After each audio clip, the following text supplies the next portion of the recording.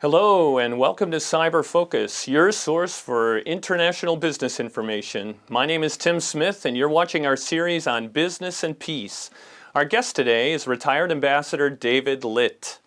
Ambassador Litt served as a U.S. diplomat for 34 years, specializing in the Middle East and Southwest Asia before retiring. During his career, he served as U.S. Ambassador to the United Arab Emirates and Consul General in Dubai. He is currently the Executive Director at Center for Stabilization and Economic Reconstruction, which designs, organizes, and runs professional education programs for diverse organizational cultures that operate in crisis environments. With global attention continuing to focus on the Middle East, Ambassador Litt will be speaking with us today about the political and economic environment of the Middle East. David, thank you for joining us today. Thanks very much, Tim. I'm very pleased to be here to talk about a subject that is close to my heart. Well, we appreciate your time very much. Not a problem. What role has foreign investment played in the Middle East, and do you think this is sustainable? I think there are three basic areas where foreign companies have invested in the Middle East. The first is obvious, and that is in the petroleum field. The exploration, production of oil and gas, as well as the development of petrochemicals and other downstream processes.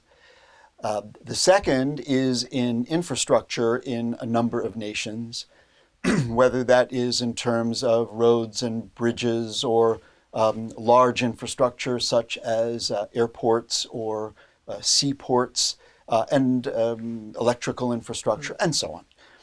The third is in the area of tourism, or those businesses that promote tourism, which may be the hotel business, to some extent banking, and of course the development of tourist sites and tourist infrastructure. Beyond that, it falls off pretty dramatically in the Middle East. And therefore, I would argue to your second question that only investment in those areas is not really a sustainable prospect, in large part because oil and gas will most likely form a much smaller part of global energy requirements over the years. And I think that many of the investors are looking at other forms of energy to supplement oil and gas as we move away from the heavier, dirtier fractions of petroleum toward the lighter, cleaner fractions, and then on to renewables. Okay, thank you. For businesses that are just beginning to look into expanding into the Middle East, what challenges should they be conscious of in order for them to enter into the region in a way that promotes stability and peace? The funny thing is, I think a lot of people look at the Middle East and make the assumption that the biggest obstacle to investments is the nature of conflict. I would argue not so much, actually. A number of multinational corporations, large investors, are used to making calculations about the degree of physical and security risk and can figure that into their business plan. The more difficult obstacle is the legal and regulatory environment.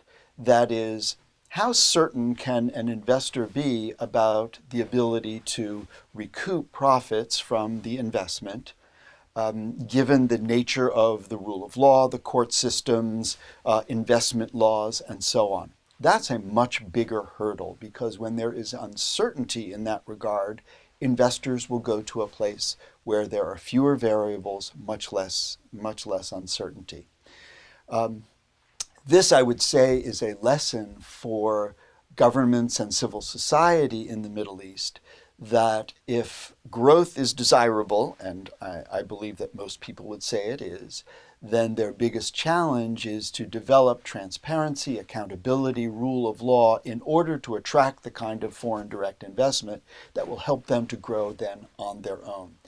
The other aspect that I think it is critical for U.S. or foreign businesses to understand is the large demographic challenge of local labor forces of a youth population that does not have, by and large, the kinds of skills that they may be looking for.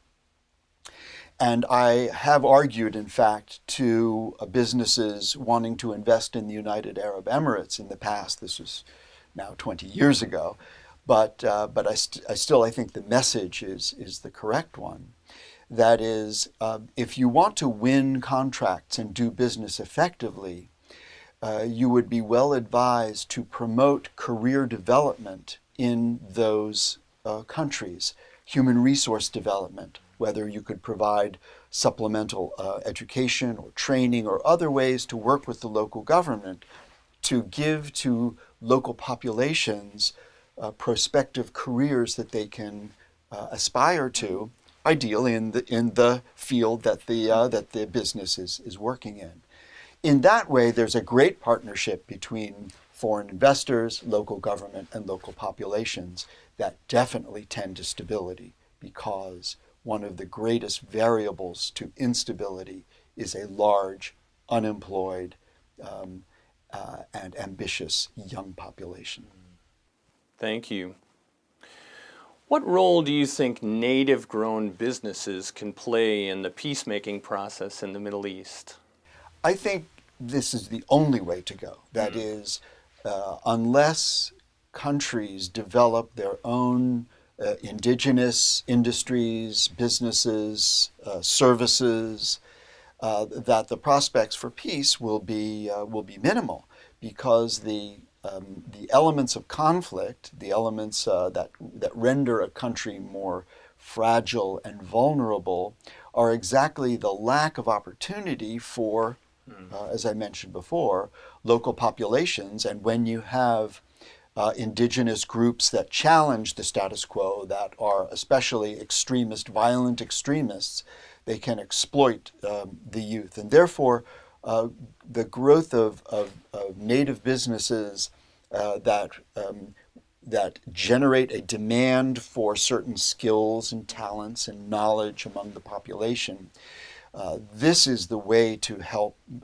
mitigate the trend toward extremism and enhance the ability of populations to earn, not just earn a living, but to engage in a career that's truly fulfilling.